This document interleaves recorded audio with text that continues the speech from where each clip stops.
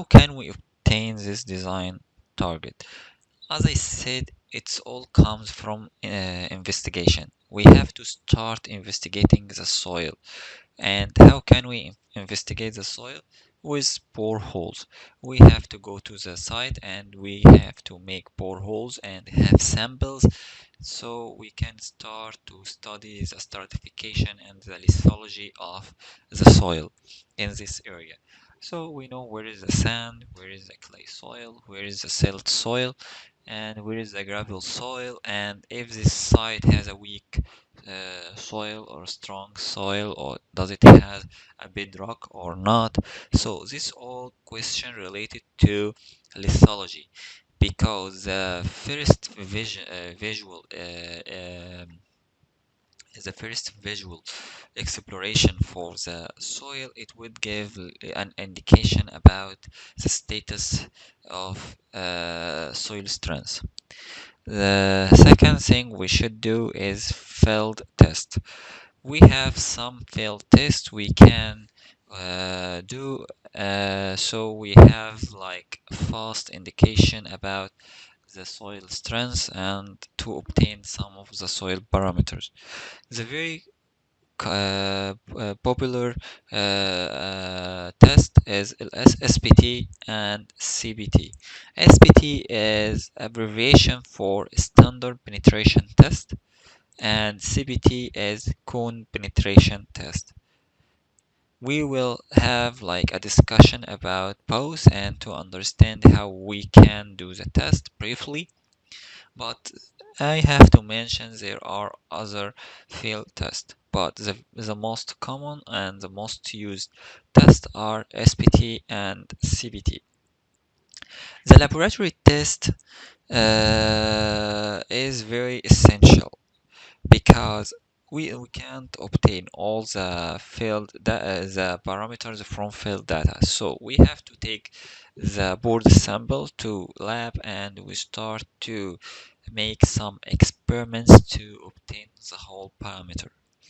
So what experiments we would need in our laboratory?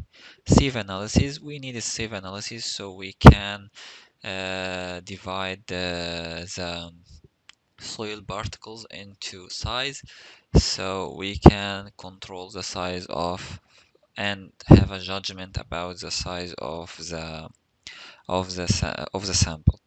Hydrometer analysis is another sieve analysis technique, but the sieve analysis with sieves is for large soil. So we know that sieve analysis has some sieves with specific holes, and the cohesionless soil start to pass from these holes and some retained on the sieve, and we know this calculation about making this sieve analysis. Hydrometer analysis is for fine soil. All the soil pass from sieve number 200. We take it and we submit hydrometer analysis to classify the particle diameters. We have consistency limits or Atterberg limits. So from this experiment, we obtain three main parameters: the liquid limit, and the plastic limit, and the plus ST index. Those are the very important parameters we need from this experiment. So what is the liquid limit? The liquid limit is the water content which transfer between the liquid state and the plastic state. And in another expression, in Casagrande experiment, it is the water content which close a hole of 25 millimeter length. We calculate the number of blows, and we draw this graph between the number of blows and the water content. At 25 blows, we hit the curve, so we can get the water content. This water content will be the liquid limit. Plastic limit is the limit between the plastic state and semi-solid state. So this is the water content which transfer between limit state, plastic state, and semi-solid state. We can do some experiment to obtain the plastic limit as well, and the difference between liquid limit and plastic limit is the plasticity index. We can use this parameter in our analysis and design, as we will see forward. Shear test. Shear test is the very important parameters test we can get so we can get the main parameters of the soil, or actually the non-linear parameter of the soil. Shear test like direct shear test or triaxial test or unconfined test. In this test, the main goal is to obtain the cohesion of the soil and the angle of internal friction, as we're gonna see later. The other test is consolidation test. In consolidation test, we get these parameters which control the settlement of the soil, as we're gonna see in the lecture related to consolidation. Finally, after we finish boreholing and creating the lithology and finishing the submission of field test and making our laboratory test, we have to submit all these data in rigorous geotechnical report, and we can give recommendation about the design and construction stages. As a shortcut about what we talk about, as a site investigation, start with boring. We have different techniques of boring, open pits or manual drilling or rotary drilling, as we see here. But for laboratory or for field test, as I said, we have some techniques like pocket pacnometer and standard penetration test, cone penetration test, and the plate loading test.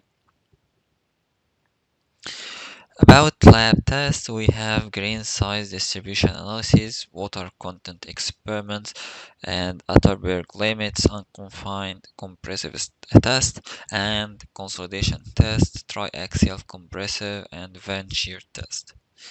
As we see in this picture, and we're gonna talk later in details about SPT experiment, we see here that the SPT, it's like a spoon, and the spoon is about 45 millimeters, and it has to go into the ground, and we have this hammer. We use this hammer to knock the spoon to dig into the soil. We calculate the number of blows which penetrate the soil for 45 centimeter, and we ignore the number of blows for the first 15 centimeter, and we just count on the last 30 centimeter to get our shear parameter. This is the pacnometer test, and it's a very simple test to obtain the cohesion of the soil, of the clay soil. You just push this tab in the clay soil, and we have like a graduate here which refers to the strength of the clay soil. CPT is another technique to calculate the shear parameters of the soil through the tip resistance and friction resistance. Here we start to get this parameter. We will talk in details about how we can do this test and the calculation in the next lecture. So we just go through our lecture today. What do we expect in the soil report? As a geotechnical engineer or as a structure engineer, if I have or if I make a soil report, we have to have these things in the report. First, the type and the depth of foundation, which means the lithology. We have to create a lithology of the boreholes we had, and we create a section about the stratification of the soil through the soil layer. Then we have to evaluate the bearing capacity of the foundation. If we have a foundation, we have to see how much stress soil can endure. So we call this load bearing capacity. And if we have like a deep foundation, we have like piles, we have to calculate the capacity of the pile either in bearing or friction. Then we have to calculate the settlement, expected settlement regarding the loads, and then determine the location of the water table and predict the lateral earth pressure coefficient like at rest earth pressure. We will talk in details about this, and we will have a lot of equation we can use to calculate the lateral earth pressure for different kind of soil with considering different parameters. Then we establish the construction method, like how we create our structure or foundation. How can we obtain design target? The first thing, we have to propose a section according to the code limitation. At the beginning, if I want to like propose a retaining wall, so I don't know exactly where I can, how can I start? What dimension should I start? So we just follow the limitation of the code and we come up with a section, and we start to analyze this section to check its safety. And if this section is safe, we can start to optimize our design to be more economical. What is the main subject of geotechnical engineering? There is a lot of problems we can solve in geotechnical engineering. First, static analysis and construction stage analysis and consolidation analysis, seepage analysis, and slope stability and dynamic analysis. So this is like a diagram about the main analyses we can do in geotechnical engineering. So in this lectures, we will discuss in details and we will make models for this kind of analyses. Main stages of any finite element model. To create any finite element in any softwares, not just Midas, GTS, NX, you have to follow the following procedures. First, you have to create your geometry, and it differs from software to another software about how you create your geometry. At the beginning and after you create your geometry, you have to start to define your material. You start to define your material, so it depends on the material model you use. We are gonna talk about these material models and the constitutive models in the following lectures, but you have to define the basic parameters of elastic and non-linear parameters of the material you're gonna use for concrete, steel, soil, and it varies from soil to another.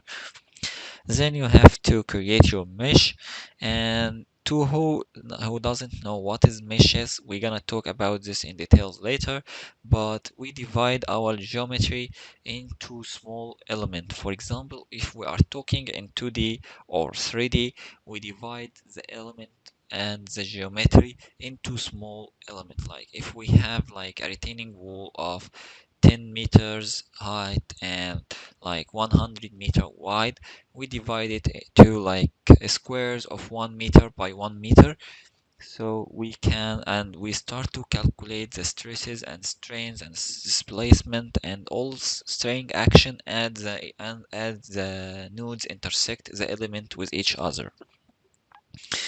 Then we start to put our boundary condition, which restrains the rotation and movement of the structure. Then we add the loading, like the gravity loading and life load and different loading according to our structure, as we're gonna see later. Then we have to create our analysis stage. Analysis stage is considered the most important stage, as we're gonna see in our model, which defines the construction stage of our structure. Then we have to choose our analysis type and view the results and create our report. So we can see this is the basic element of creating any finite element model in any software. So about GTS NX constitutive models. I said there is a lot of models in the material library of GTS NX. So we're gonna divide them into main categories. The first category is the elastic material, and in elastic material we can find these models: linear elastic isotropic and linear elastic and transversely isotropic and interface elastic and nonlinear elastic and Jordan and D minimum and hyperbolic. And about the plastic material, we can find von Mises and Tresca, more Coulomb, Drager-Brugger, strain softening and modified Kim Clay and modified more Coulomb and strain hardening and the Coulomb friction interface. There is a lot of plastic material models in Midas GTS NX.